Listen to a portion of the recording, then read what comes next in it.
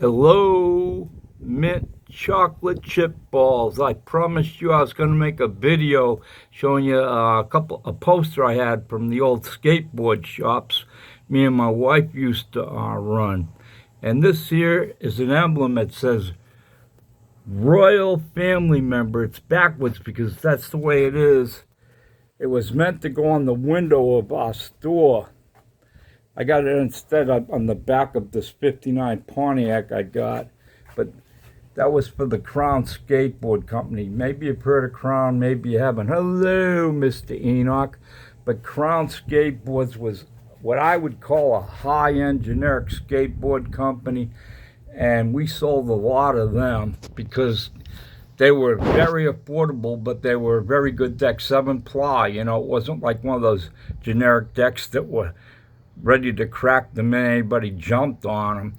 They were really good, and they made their own trucks and wheels and all that stuff. So we could set a kid up very economically, I guess you could say. And parents liked that a lot.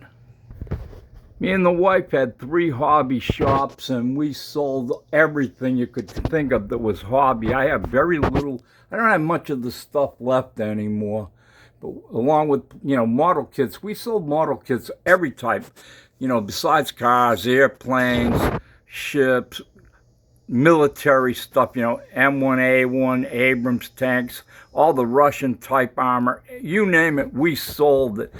People said we had the biggest selection of plastic in the whole state of Georgia. We had people who had come down from Atlanta to come to the store. We also sold baseball cards, all sorts of cards, comic books, you name it, and sports memorabilia type stuff. I really don't know how good this video is going to come out, but we had 3 locations. We opened the first one in 1988. And when we opened it, it was called the Big Top Joke Shop because we sold novelties, costumes, makeup. If you read this, this is one of the very first ads we had in the local newspaper. So we sold stickers. Everybody does stickers nowadays. Pretty much everything people love. Me and my wife sold the stuff, and we don't want to look at it anymore. Here's a funny ad that I did, and it says, Hitler don't skate. And we did another one that said, Saddam Hussein doesn't skate. I know that you'll see him there. And we had some, the newspaper didn't want to print those ads at first because they said they didn't want Hitler or Saddam Hussein in their newspaper, but then they changed their mind when I said it wasn't glamorizing these guys. We sold so much stuff at the store. There's an idea of the plastic model companies we carried. And we sold anime, and we sold knives and swords and slingshots. And everything that I see people selling today, we were selling that stuff back in 1988. Pokemon, Magic the Gathering. We did Magic the Gathering tournaments. I sponsored the wrestling event one time with this guy here. He was actually a self-defense instructor for police departments around the nation too. This Abdullah the Butcher. But we did this for 20 years. My kids were in the store with me, too.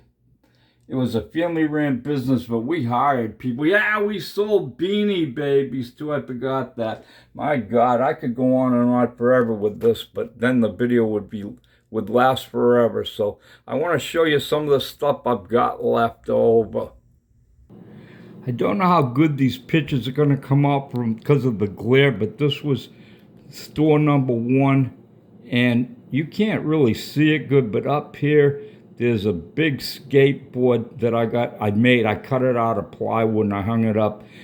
And it's shaped like a skateboard, but it says comics on both sides. So people walking through the breezeway might look up and see that.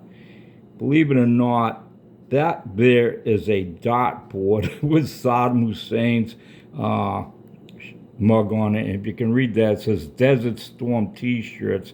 So that gives you an idea of about the time period, Desert Storm, you know, when this picture was took. That's store number 2. And that's store number 3.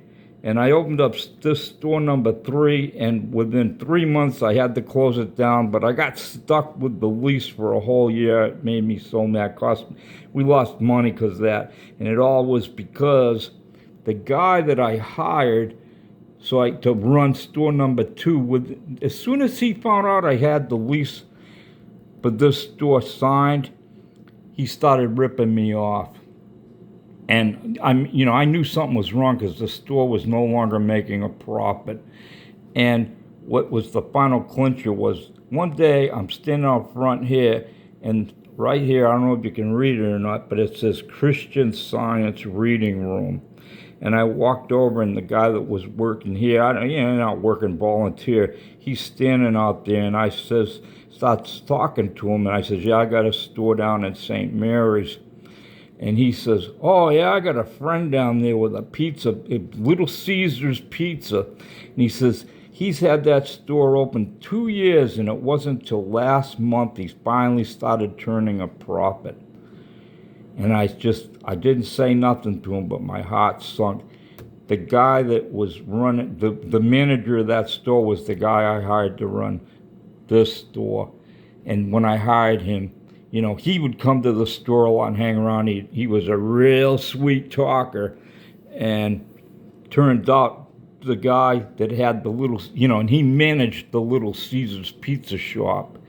And he told me, yeah, he says, the guy he had managing his pizza shop had been ripping him off real bad. He finally figured it out, and he was starting to put together evidence to get him arrested when he upped and quit on him. And yeah, he quit him, and he came to my store and convinced me to hire him, that he'd do wonders for me, so then I could open up the third shop. And the whole point was he was vamoosing out of the pizza place because he knew his time was up. And he got me for a good couple of months. And he actually went on to work installing radios at the Brunswick carport, where all the cars come in from Europe and Asia and they unload them, which I just made a video of that place like 3 days ago. I'll be uploading it probably in a week or 2. Okay, let me show you a few more pictures, then we'll go outside and I'll show you them posters. Now these photos here this was the back entrance to the store, and it faced the highway, so I painted that all on there. So people driving by would say, oh, wow, let's go check out this place. We'd have people pulling up and banging on the door saying, how come you don't have a regular door? And would say, you got to go to the front. No kidding. I don't know. That was early 1990s. People have evolved since then, I guess. Here's a pretty good shot of that store at night. Here's some of the skateboards. This picture's early on when we hadn't been open that long. So it looks kind of skimpy maybe to you, but believe me, this store, by the time we ended, these stores we reverted back down to 2 stores, then down to the final store, and that place was so jam-packed with stuff, it was crazy. And when we lost our lease after 20 years, and at that point in time, I just said, that's it. And I just did a 50% off everything, and then 60, then 70. I just sold everything, just boom, out of there. All the showcases. Oh yeah, showcases. I got 2 showcases left from that store. And those 2 showcases are the ones we kept all the knives and swords in. That's these 2 big Nintendo showcases. They're huge. They're like over $1,000 a piece used. They're lighted. You can lock them. And let me tell you, knives and swords and daggers and all that crap, we bought it wholesale. The markup on that stuff is outrageous. You could buy knives you could buy a sword for $5-10. I was importing them from Pakistan also, but our main supply was a place called Bud K. And Bud K, wholesale, $3 that suggest retail $30. This stuff's all made in China. It's unbelievable. Hey everybody, okay, we're outside now. My partner and co-owner of the store, she was actually out here listed as president. I was the treasurer.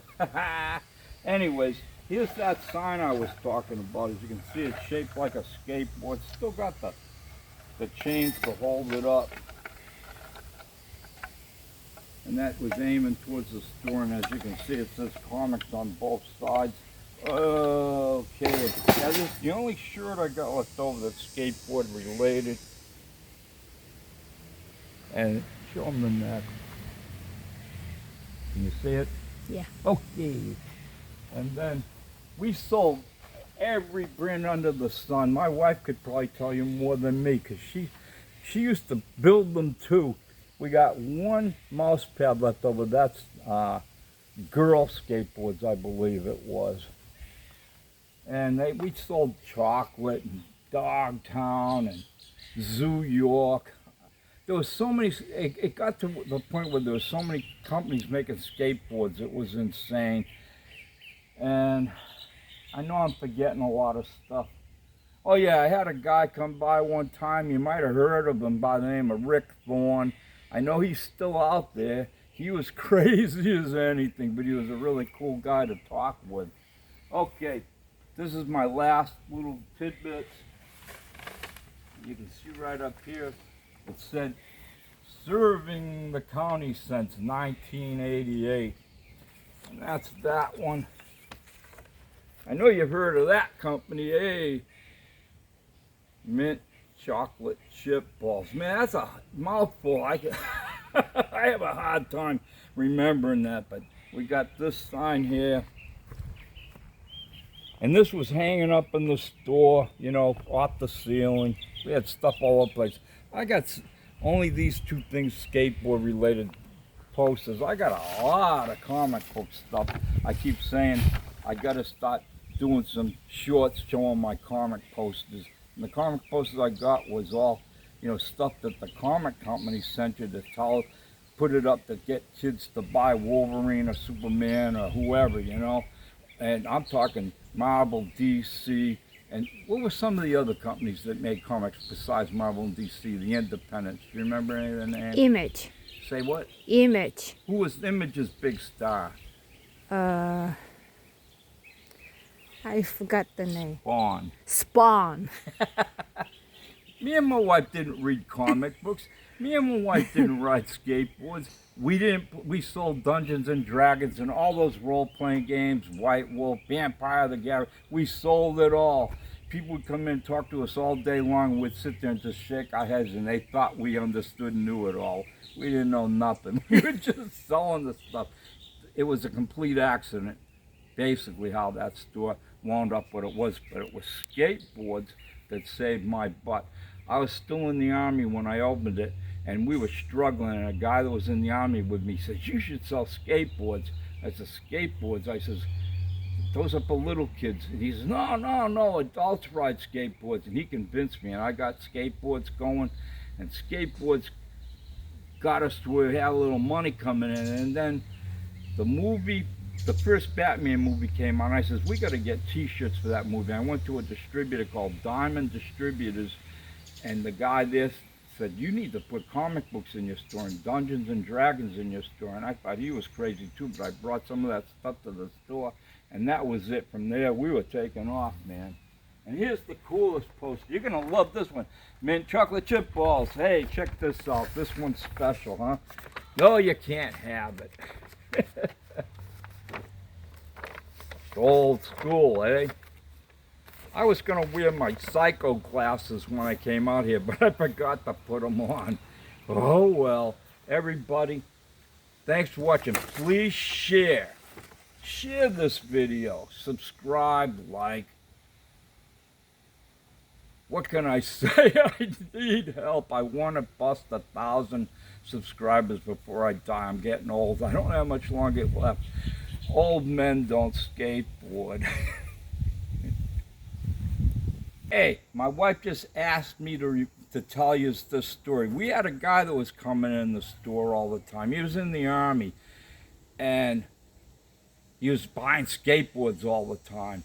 And he was, big into skateboarding. And then one day, we didn't see him for a long time.